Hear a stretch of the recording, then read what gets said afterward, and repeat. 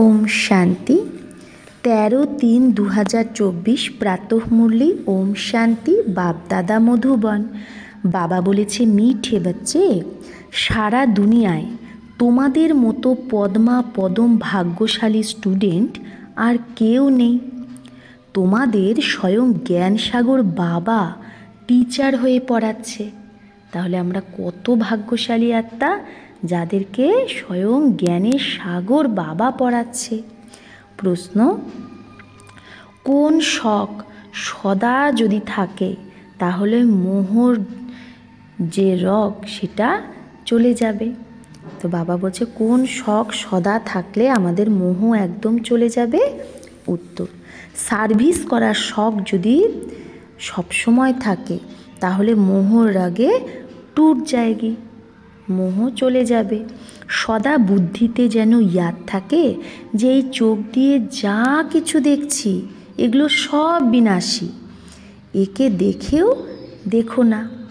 তাই বাবা বলছে যে যা কিছু দেখছি সেগুলো তো সব বিনাশ হবে, তাই একে দেখেও দেখা উচিত না। বাবার শ্রীমত হলো hear no evil, see no evil.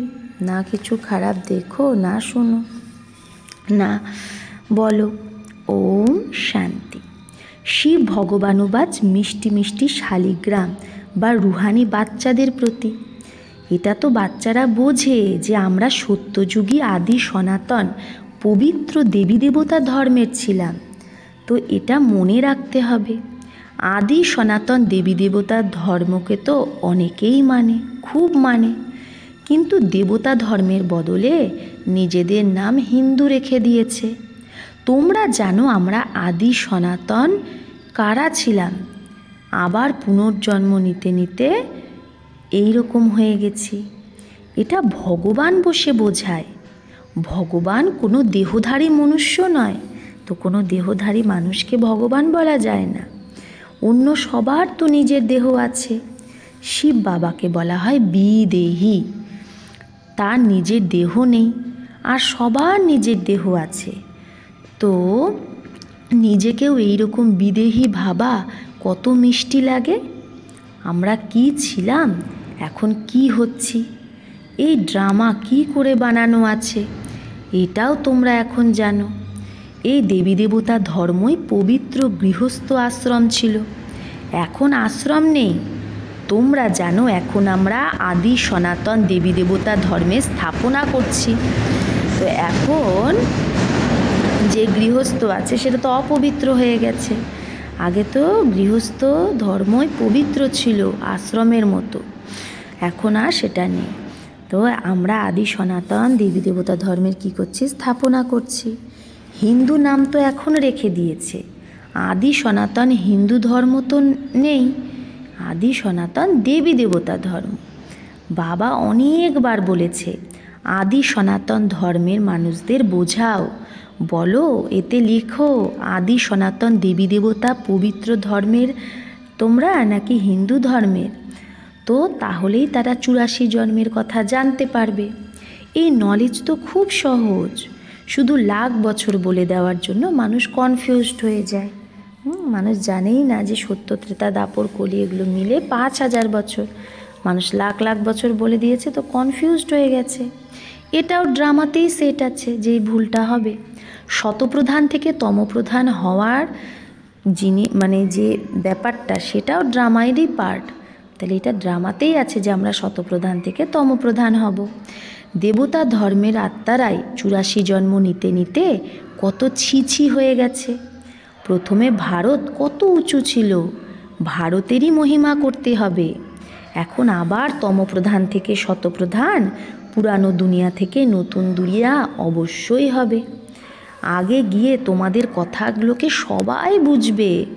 বলো ঘোর নিদ্রা থেকে জাগো, বাবা আর বর্ষাকে ইয়াদ করো। তোমাদের বাচ্চাদের সারা দিন খুশিতে থাকা উচিত।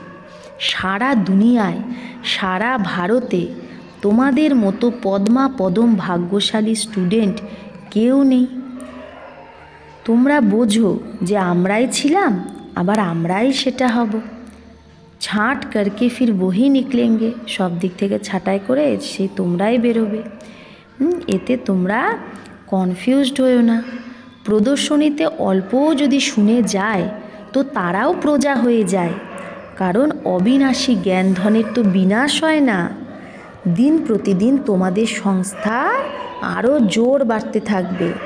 তারপরে ঢেরকে ঢের অনেক মানুষ তোমাদের কাছে আসবে। ধীরে ধীরে ধর্মের স্থাপনা হয়। তো ধর্মের স্থাপনা তো তাড়াতাড়ি হয় না, না, ধীরে ধীরে হয়।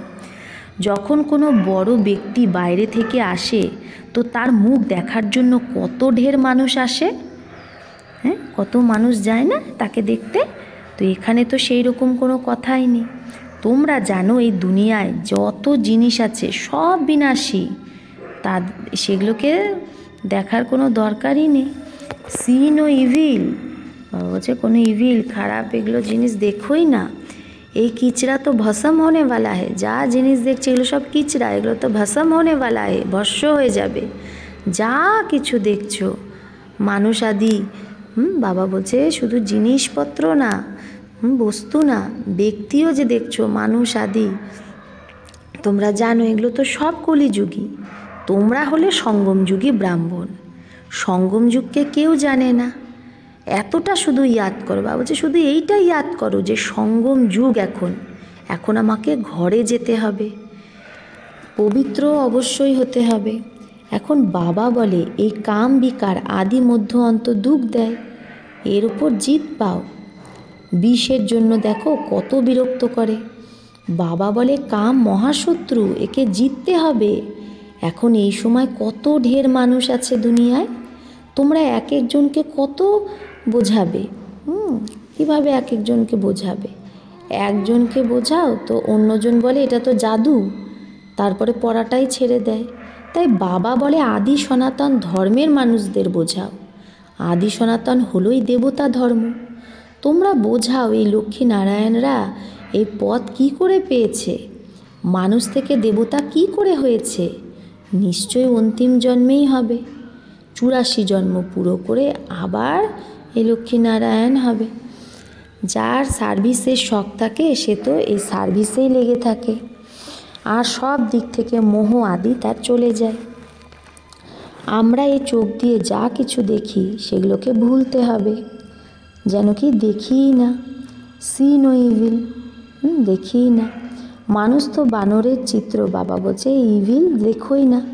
মানুষ তো বানরের চিত্র বানিয়ে দেয়, যে বানরের চিত্র বানিয়ে সেখানে দেখায় see no evil, talk no evil, hear no evil, কিন্তু কিছুই বোঝে না। আমরাই তো এখন বানরের মতো হয়ে গেছি না, বানরের থেকেও খারাপ। তো বাবা বলছে বাচ্চারা কত মেহনত করে, বাবা তাদের আফরিন প্রাইজও দেয়। যারা সে সার্ভিস করে বাবা তাদের প্রাইজও দেয়। जो समझा कर लायक बनाती है, যে অন্যকে বুঝিয়ে যোগ্য বানায় বাবা তাকে প্রাইজও দেয়। প্রাইজও সেই পায় যে কাজ করে দেখায়, মানে বাচ্চা বানিয়ে দেখায়।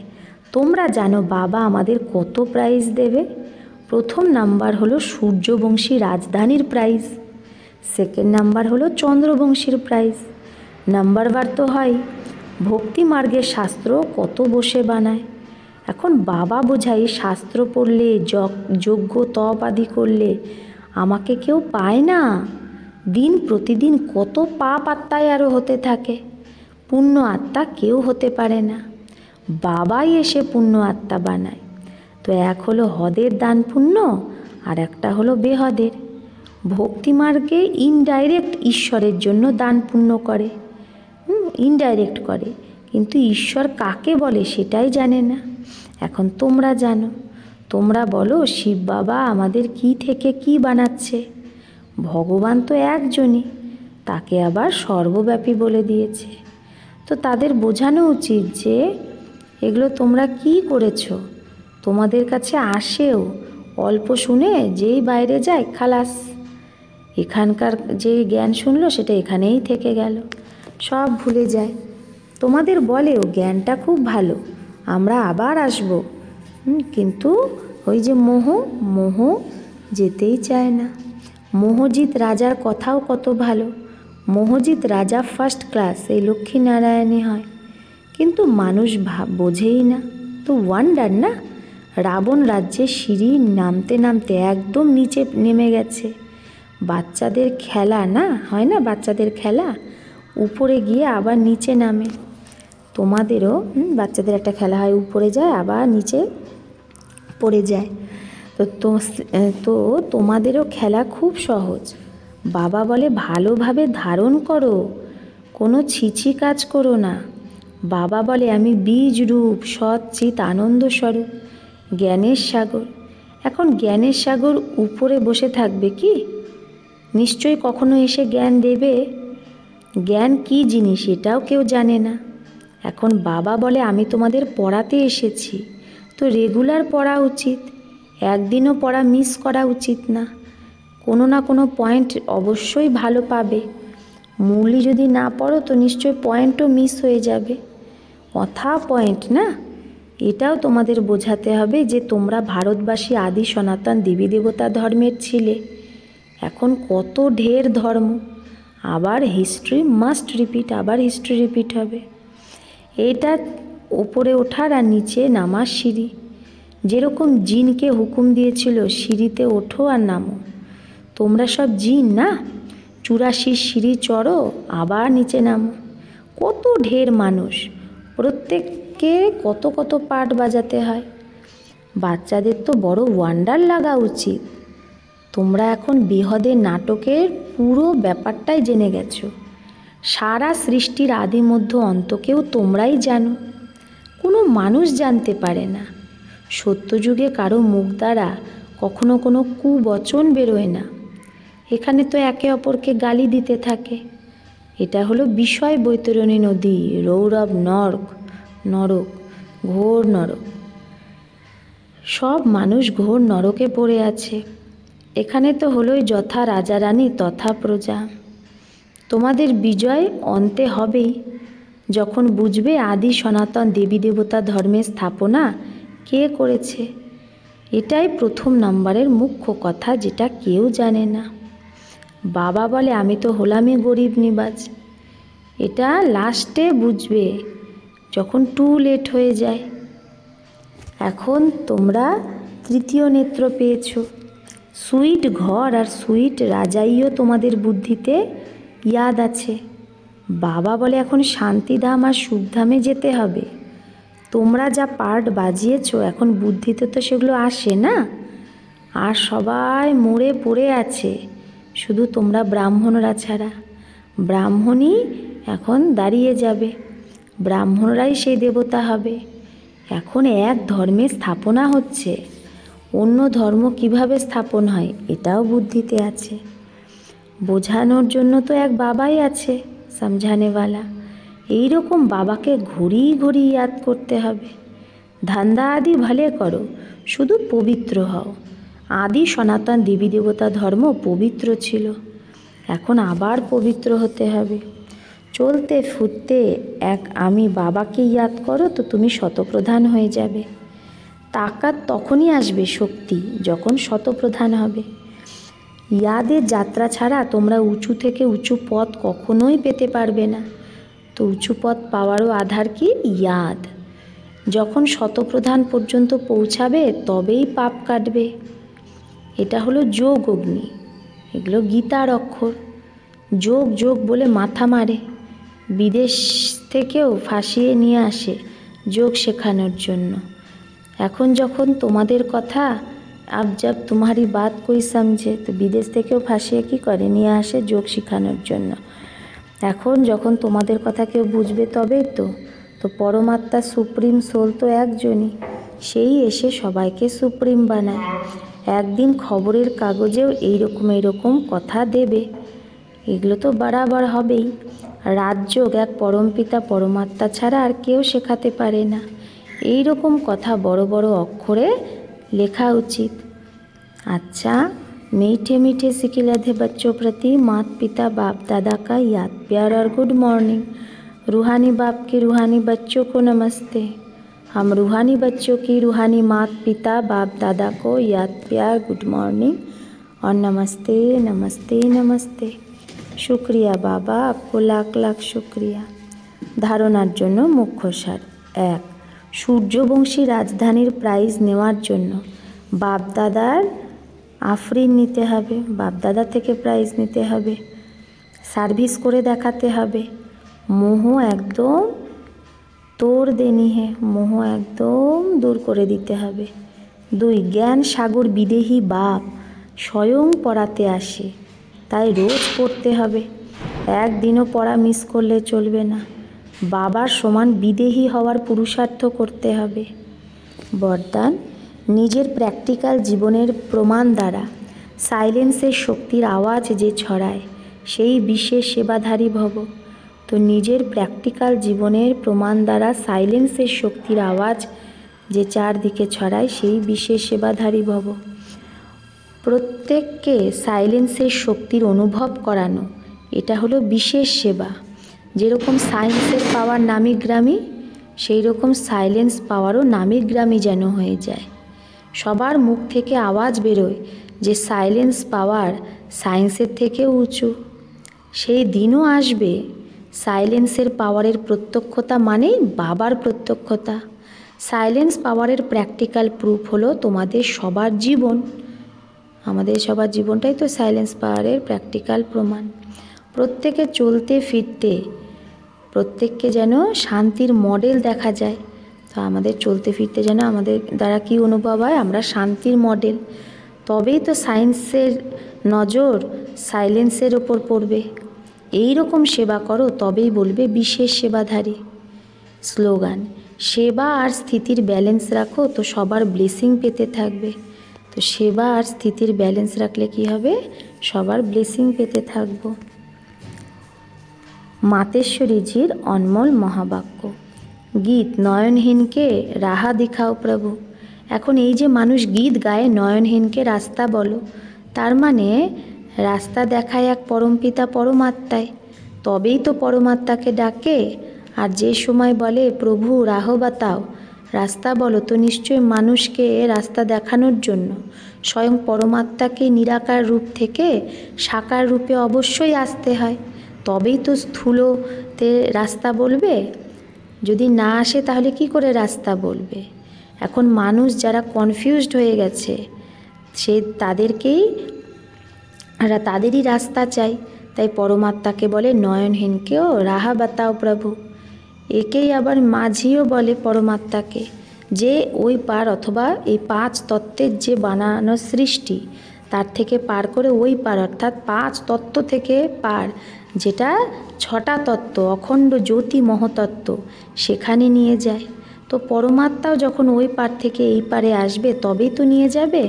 তো পরমাত্মাকেও নিজের ধাম থেকে আসতে হয়, তবেই তো পরমাত্মাকে মাঝি বলে।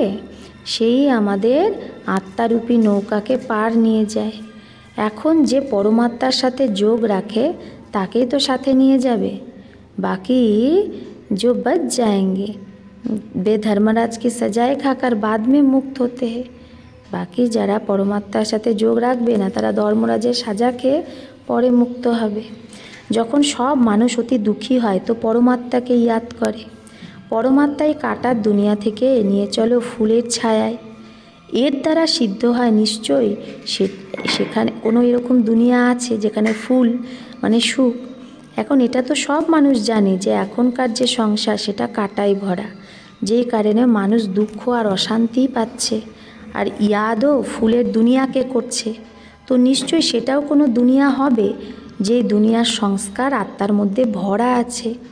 এখন এটা তো আমরা জানি যে দুঃখ অশান্তি এগুলো সব কর্মবন্ধনের হিসাব কিতাব।